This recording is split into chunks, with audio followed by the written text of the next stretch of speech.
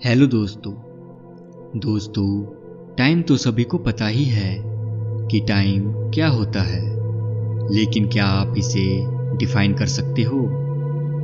Time को समझना बहुत कठिन है। साइंस, फिलॉसफी और आर्ट्स सभी ने टाइम की अलग अलग डेफिनेशन दी है, लेकिन टाइम को मापने वाले मेजरमेंट सभी का एक ही है, जो है क्लॉक्स, मतलब घड़ियाँ सेकंड, मिनट्स और घंटों पे आधारित होती है, जो कि सुमेरिया के इतिहास से जुड़ी हुई है। लेकिन टाइम क्या है? टाइम कैसे काम करता है? क्या टाइम रियल है? क्या हम टाइम को रिवर्स कर सकते हैं? दोस्तों, ऐसे ही कुछ और क्वेश्चन के आंसर हम आज इस वीडियो में जानेंगे। सो दोस्तों, मेरा नाम है शुभम और आपका मेरे YouTube चैनल यूनिक स्पॉट पे वेलकम है।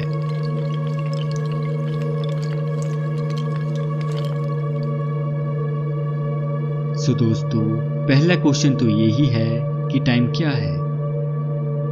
दोस्तों, टाइम एक ऐसा मेजर है जिसको नॉन स्टॉप हम मेजर कर रहे हैं। घड़ियों, कैलेंडरों आदि से हम टाइम को मेजर कर रहे हैं, जो हमेशा आगे की ओर ही चल रहा है, और जो हमारे आसपास घटनाएं हो रही है उसी से ही हमें पता चलता है कि टाइम आगे की ओर चल रहा है। अगर वो सब घटनाएं रुक जाए तो हम जान जाएंगे कि टाइम भी रुक गया है।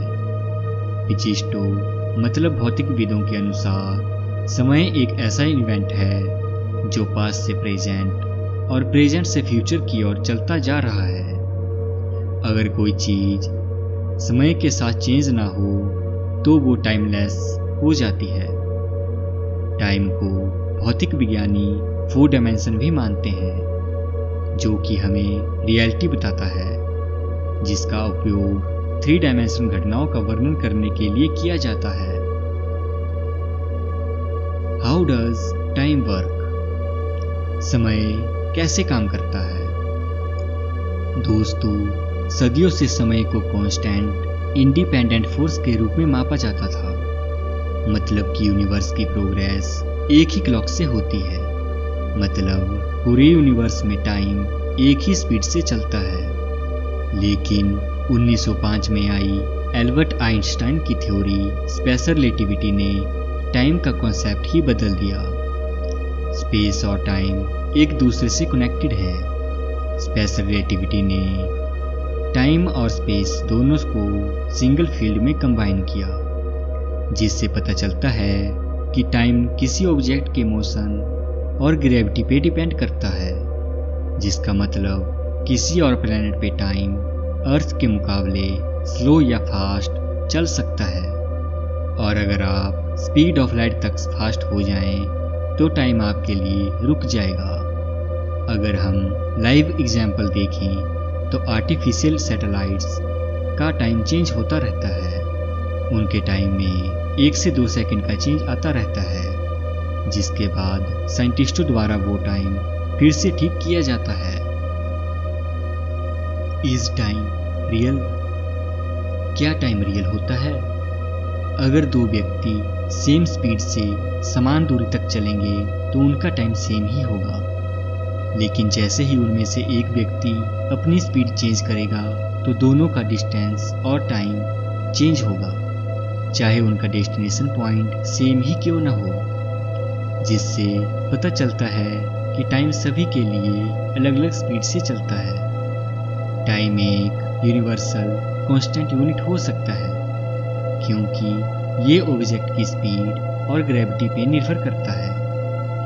दोस्तों, ग्रेविटी जितनी ज़्यादा होगी वो उतना ही स्पेस और टाइम को इफेक्ट करेगी, और टाइम उतना ही स्लो चलेगा।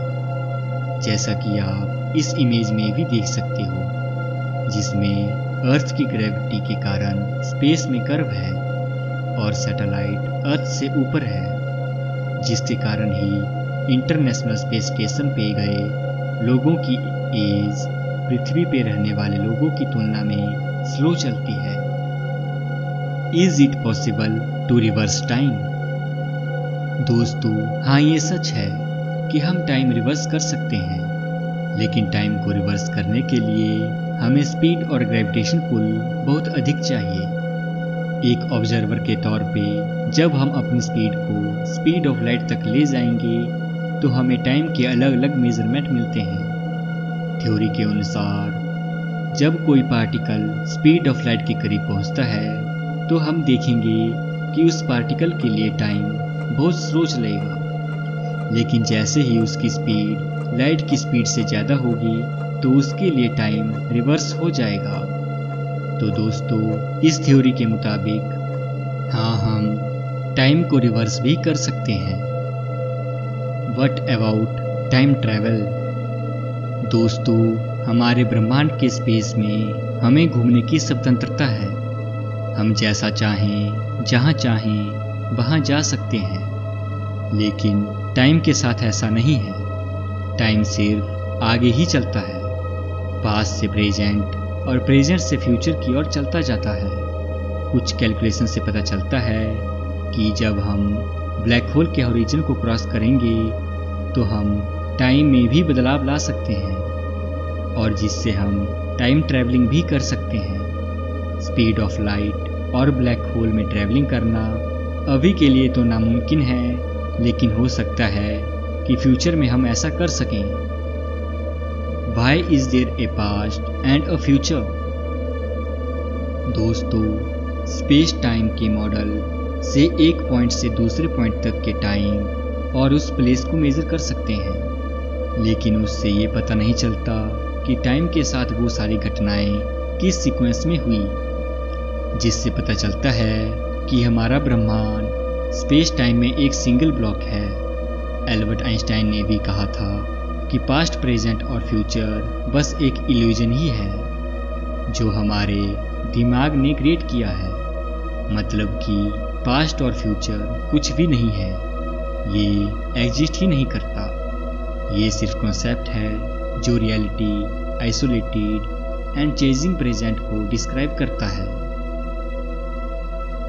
Time perception. दोस्तों, हमारा दिमाग टाइम को ट्रैक भी कर सकता है। हमारे मस्तिष्क का सुपरसिनेमैटिक न्यूक्लियाई डेली रूटीन के लिए रिस्पॉन्सिबल होता है, लेकिन न्यूरोट्रांसमीटर और कुछ ड्रग्स टाइम के परसेप्शन को बदल देती हैं।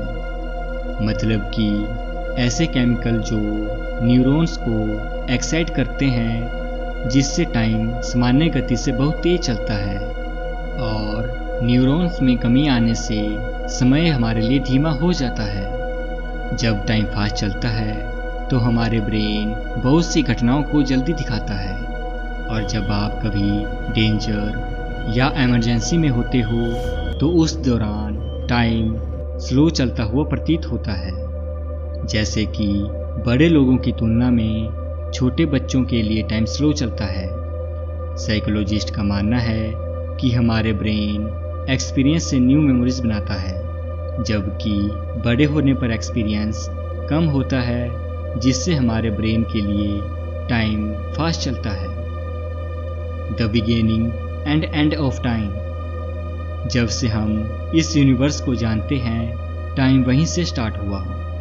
मतलब कि टाइम का स्टार्टिंग पॉइंट 13.7 बिलियन साल पहले का है, जब बिग बैंग हुआ था।